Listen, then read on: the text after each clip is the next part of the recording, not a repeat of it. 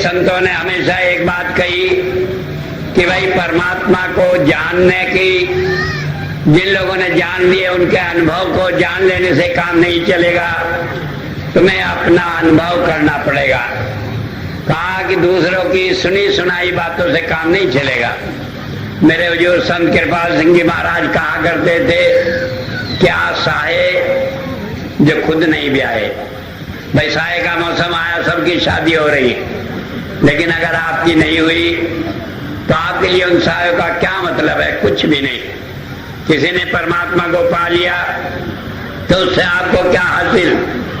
आपको तो जब हासिल है जब आपने अपने आप परमात्मा को पाया। इसलिए संत कहते हैं कि भाई मैंने पाया, तुम मेरे साथ आओ, तुम भी परमात्मा को प्राप्त करोगे। और जब प्राप्त करोगे तब सारी शंकाएं मिट जाएंगी।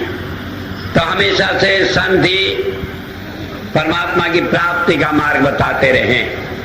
संतों के अलावा जितने भी महंत हैं, जितने भी भेषधारी हैं, इन्हें परमात्मा की समझ नहीं।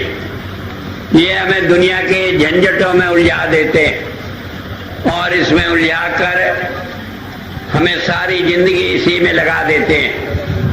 और अंत में हालत ये होती है, न उन्होंने पाया, वो भी रोते पीटते जाते हैं इस दुनिया से, और जो उनके पास जाल लगते हैं वो भी रोते पीटते जाते हैं।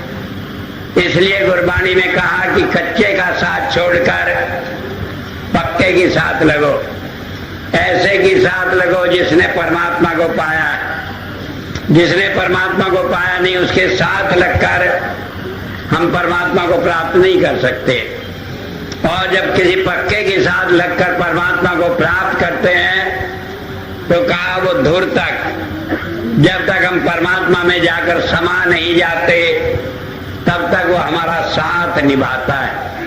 हमें बीच में दगा नहीं देता, हमें बीच में टाटा नहीं कर देता कि अच्छा मैं तो मर रहा हूं, मैं तो जा रहा हूं, काल के हाथ भाई तुम्हारी तुम जानो। वो कहता है कि जब मैंने नाम दे दिया तो काल का आपके जीवन में कोई भी अधिकार नहीं है, कोई भी दखल नहीं है। जिस जीव को संत नाम दे देता है, काल उसे मौत के समय भी लेने नहीं आता, गुरु ही उसे लेने आता है। हुजूर कहा करते थे कि गैर सत्संगी भी, अगर संत वहां बैठा है तो संत के बैठे हुए भी काल उस गैर सत्संगी को लेकर नहीं जा सकता। तो इसलिए बात समझ लेने की है कि संत ही हमें इस जंजाल से छुड़ाते हैं। काल के जंजाल से अगर कोई छुड़ाता है तो वो संत। तो वेद के इस मंत्र में बताया है कि जब पूर्णता प्राप्त कर लेता है कोई साधक और उसे जाकर परमात्मा में मिलना होता है, तो उस समय परमात्मा उसे अपना काम करने के लिए कभी कभी संसार में भेज देता है और वो संत का जन्म होता है उस दिन। भगवान बुद्ध का मालूम है, उन्होंने जंगलों में तपस्या की और करने के बाद जब पूर्णता प्राप्त कर ली तो वर्णन आता कई दिन तक वो असमंजस में रहे।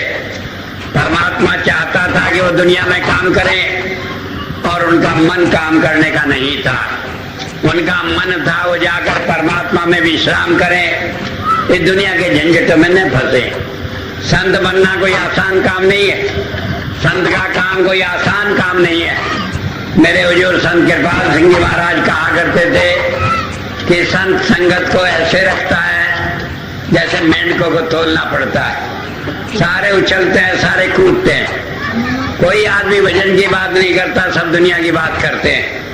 लेकिन उन सबको रोल कर, पुचकार कर, कुछ देकर, कुछ बहका कर वो परमात्मा की भक्ति में लगाता है। क्योंकि दुनिया की सारी चीजें मिल जाएं और परमात्मा की भक्ति नहीं की तो भी हमें नरकों में जाना पड़ेगा। तो संत उस नरक के द्वार को बंद करके अपने जीवों को किसी तरह भी परमात्मा की भक्ति में लगाते हैं। तो वेद कहता है कि जब संत आते हैं संसार में तो परमात्मा उन्हें कोई जीव दे देता है कि तुम्हारे जीव हैं, और वो उन्हीं जीवों को इस संसार में देखभाल करते हैं। कई बार संत एक जीव के लिए हजारों मील की यात्रा करता है। कई बार संत उसके पास रहते हुए जीव को नाम नहीं देता, कारण यह है कि उसके ऊपर उसकी मोहर नहीं होती। तो कहा कि जो जीव उसके होते हैं, जो परमात्मा ने उसे सौंपे हैं, उन्हें वो धिया इसी तो उन्हें परमात्मा का भजन कराता है। और वेद में कहा वो परमात्मा का भजन, वो परमात्मा का दर्शन उसकी आत्मा का भोजन है। उसे खाकर आत्मा तृप्त हो जाती है। फिर ये दुनिया में काम क्रोध लोभ मोह अहंकार में नहीं फंसती। फिर ये दुनिया के लालच में इधर से उधर भटकती नहीं फिरती, अपने में तृप्त हो जाती है। जिसे नाम का धन मिल जाता है, उसे दुनिया के सारे धन धूल के समान हो जाते हैं, वो उनकी परवाह नहीं करता। और इसीलिए भजन को कहा है कि वो हमारी आत्मा का भोजन है। किसी को भोजन देने के बजाय आप भोजन की चर्चा करते रहो तो उससे कोई फायदा नहीं। जब मैं नाम देता हूं तो अक्सर कहता हूं कि परमात्मा की भक्ति, परमात्मा की चर्चा करने को उसकी पूर्ति पूजने का नाम नहीं, क्योंकि ये तो हमारी आत्मा का भोजन है। जब तक हमें परमात्मा प्राप्त नहीं होता, जब तक हम उसे अपने अंदर समा नहीं लेते, तब तक भक्ति का कोई मायने नहीं होता। और उससे क्या होता है, सुरतवंत, वो हमारी आत्मा को अपनी आत्मा के साथ जोड़कर हमारा मार्गदर्शन करता है। हम कहीं रहे, 1000 मील दूर रहे संत से, लेकिन कभी उससे अलग नहीं होते, क्योंकि वो अपनी आत्मा से हमेशा हमारे साथ रहता है। कबीर साहब ने कहा, गुरु बसे बनारसी, सिख साथ समुंदर तीर, एक पल कभी न बिछड़े, जो गुण होए शरीर। तो संत जब नाम देता है वो हमारे अंतर में बैठ जाता है। हम भूल जाए वो भूलता नहीं। हम उसे याद करने करें जब भी वो देखता है कि वो अब जीव परेशानी में और उसे संत की आवश्यकता है, तो उसे आकर मदद करता है। कई बार हम भूल भटक कर सालों तक सत्संग में नहीं आते, लेकिन जब याद आती है उसकी, जब उसकी दया मेहर होती है, जब उसकी खींच पड़ती है, तो हम दोबारा उसके पास जाते। तो संत ये सारे काम हमारे पिछले कर्मों को भुगताते हुए करता है, जिससे हम कर्म भी भुगत लें और इस रास्ते से छूटे भी नहीं।